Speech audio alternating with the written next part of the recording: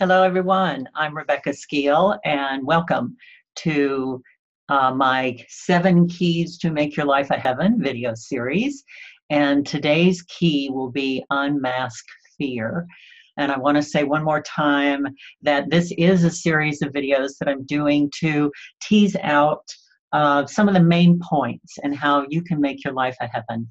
In my book, You Can Make It Heaven, How to Enrich Your Life with Abundance and Loving. You know, I've spent quite a bit of time over the last several weeks as I've been doing these videos, rereading my book because I published it many years ago. And there's so much information in this book, stories that I tell from all of the years that I've worked with clients in assisting them to find their inner heaven, whatever they call that.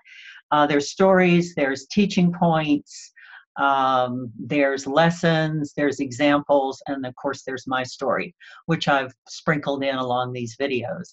So I just want to say this is why I'm doing the video series, so I can tease out these points about if you are wanting to make your life a heaven, if you're wanting more joy and peace and loving, if you're really wanting to go for the life that you really want, you were born to live, that you want to live, what I call a heaven.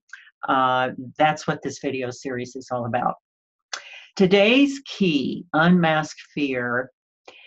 I have so much to say about fear that I actually wrote 2 chapters in my book about it.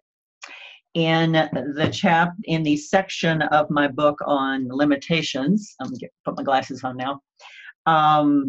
I wrote about the masks of fear, which I want to start with.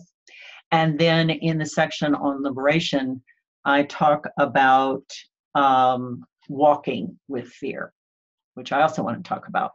When I teach my self-mastery wisdom school, fear is one of the big areas that we spend a lot of time on because the human nature agenda is all controlled by fear. Your control, you're wanting to stay safe and secure, stay in your comfort zone, stay with the status quo. All of that is based in fear. Now, there's nothing wrong with any of those, let's say, desires, but when it becomes a limitation, that's when you want to look at fear. And that's one of my biggest messages in this book is that we mask fear. We usually don't even know it's present. We've got something else going on. We're running denial. We're running anger. We're running anxiety. We're running worry. We have things going on in our body, chronic aches and pains. We keep being awoken. Is it awoken or awakened in the middle of the night with worries and concerns and toss and turn? All of those are symptoms of masking fear. So in my chapter that I write about masking fear, it is so important that we recognize that there is a fear going on and that we unmask it so that we can begin to really be more self-authentic and vulnerable with ourselves. That's one of the biggest fears of dealing with fear, and that is vulnerability.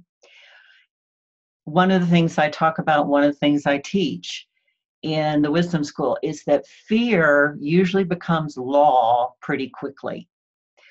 In other words, when we were growing up, now I'm not talking about the kind of fear where you're walking down a dark alley and you hear a noise and it's fight or flight time. Those kinds of fear are hardwired in our body. I'm talking about the irrational fears of failure, of not being perfect, of not being good enough, of feeling like you're going to be laughed at or rejected or ridiculed or be a fool. Those kinds of fears, or somehow not be safe, meaning safe inside yourself, with yourself, or safe in your environment with your coworkers or your family or something like that. Those kinds of fears, those limiting fears are limiting. And our heaven is limitless. It exists in the place inside of us that knows our limitlessness, our fullness, our abundance. So it's really important to unmask how fear is running you, how it's controlling your life, how it's stopping you from really living a life you want, going for that dream, that vision, branching out, getting out of that whatever dead end job, abusive relationship, whatever it is, or just knowing you deserve and giving yourself permission to really have the life you want. So again, I talk about the masks of fear. I talk about the laws of fear. Now, what do I mean by that? Well, there's a chart here. Let me see if I can find it really quickly about how, oh yeah, here it is. I call the 10 commandments of fear. In other words, if we have a fear of making mistakes, the belief is I'll be punished. So along with the fear, there's usually a limiting belief that goes along with it. And because I believe I'll be punished if I make a mistake, then that becomes a law. I don't make mistakes, period. Here's another one. Thou shalt not ask for help. Again, if we have a belief that asking for help shows some kind of weakness or some kind of feeling of, I don't have it all together, the belief around that is, I'll be laughed at, I'll be ridiculed, or I'll be disappointed. I'll ask for help and I won't get it. Maybe I don't deserve to get it. So again, I don't ask for help. It becomes a law.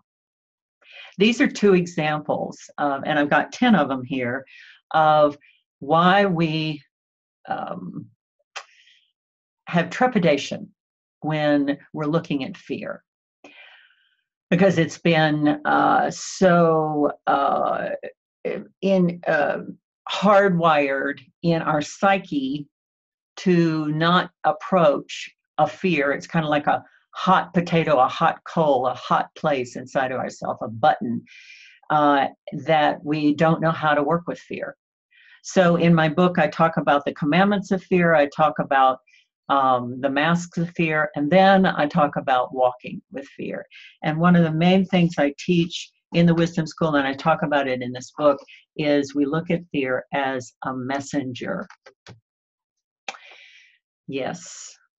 And another word for messenger is angel, isn't it? That's what an angel is. It's a messenger. So if we have fear in our life, it's a message. It's a message. And what is the message? Well, that's part of being able to approach the fear in a compassionate way and being able to go beyond the fear and find out the message.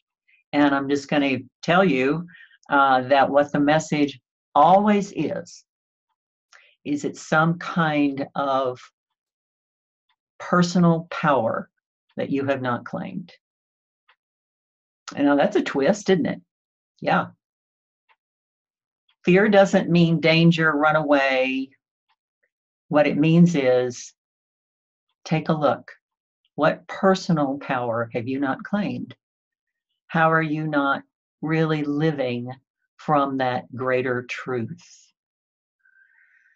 And that leads the way to because once we begin to live from that personal power, from that truth, that really opens those gates, or let's say, to our heaven.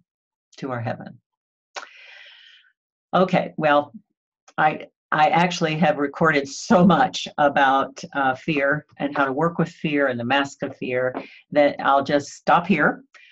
There's so much more to say about it. So if you would like another approach to fear in your life, to working with fear in your life, and I want to say, fear never goes away.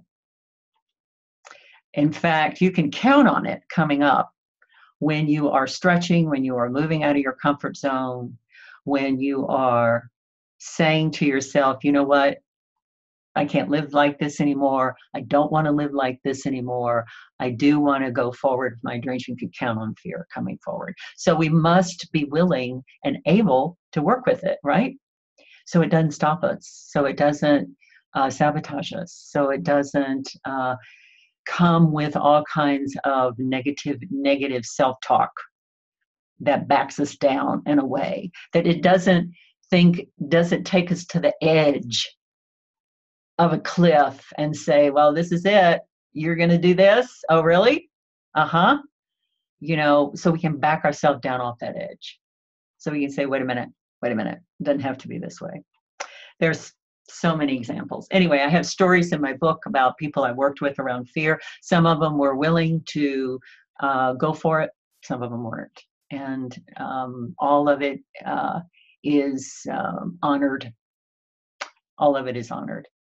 But for you, I want your liberation. So again, you can find the link here on my YouTube page if you're interested to buy the book or get the ebook, or just continue to contemplate how is fear running you.